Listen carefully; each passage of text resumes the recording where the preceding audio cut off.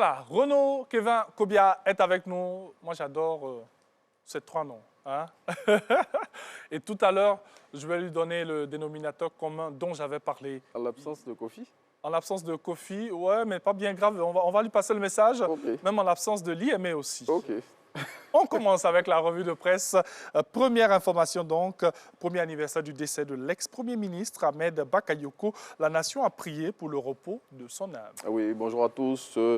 C'est à la Grande Mosquée de la Riviera Golf que la cérémonie officielle consacrant l'an 1 du rappel à Dieu de l'ex-chef du gouvernement s'est tenue en présence du président de la République Alassane Ouattara, de membres du gouvernement, d'ambassadeurs, d'amis et d'anonymes de l'illustre disparu. Au sortir de cette cérémonie mémorielle, le patriote a recueilli des témoignages et réactions des populations et de la classe politique, témoignages à retrouver dans son numéro de ce jour.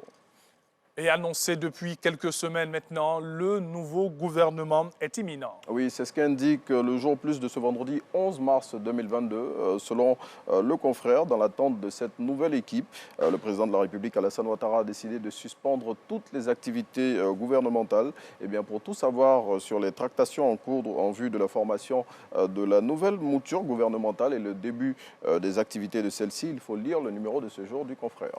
Et dans cette revue de presse, vous nous proposez un chiffre, Renaud. Oui, 28 millions et il correspond à l'effectif total de la population qui réside en permanence en Côte d'Ivoire selon les résultats préliminaires du dernier recensement général de la population et de l'habitat. Ces résultats qui ont été donnés hier, jeudi 10 mars, par le cabinet de la ministre du Plan Kabaniale seront corrigés et finalisés dans ce mois de mars 2022 et ensuite le nombre total de la population sera dévoilé selon l'expression.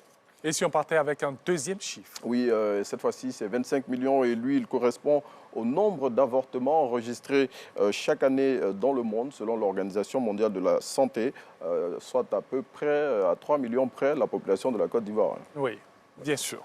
Alors, l'entrée à la fonction publique n'est pas payante. Oui, c'est ce qu'a déclaré la ministre de la fonction publique et de la modernisation de l'administration ce jeudi 10 mars 2022 lors du 8e numéro du GovTalk, rendez-vous d'échange initié par le Centre d'information et de communication gouvernementale dont elle était l'invitée hier. Et à cette occasion, la ministre Anne-Désirée Ouloto a rassuré les internautes sur le fait qu'en dehors des frais administratifs, il n'y a rien à payer pour participer au concours administratif de la fonction publique ou pour avoir la garantie d'y être admis.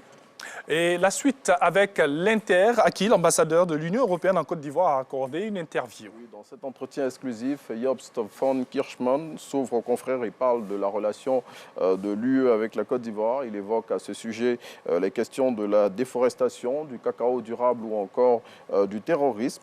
Autre sujet qu'il a abordé sans détour pendant cette interview, c'est celui de la guerre en Ukraine. Et là-dessus, le représentant des 26 en Côte d'Ivoire a dit que ses partenaires et lui n'étaient pas en guerre contre la Russie. Entretien complet à retrouver dans le 7103e numéro de l'Inter. Et pour terminer cette revue de presse, c'est bien sûr, nous sommes vendredi, biche.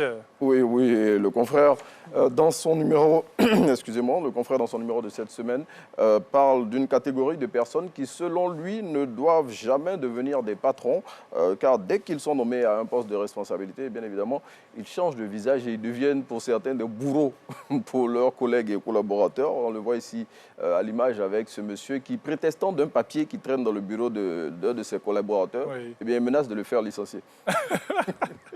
Et l'autre qui dit, qui marmonne, bon, vraiment, hier seulement t'as nommé. Déjà, tu menaces les gens. Bon, bref, allez savoir quelque chose. Merci beaucoup, Renaud. Il cherche des problèmes, Renaud. Il cherche des problèmes. En tout cas, merci beaucoup. Dénominateur commun, oui. Radio Yopougon. On salue tous nos confrères de Radio Yopougon, voilà, qui nous suivent en ce moment. Et merci à Maïlé aussi de suivre matin. Bonne heure. Merci. Allez, petite pause. Et quand on revient, ce sera bien sûr l'actualité dans cette émission.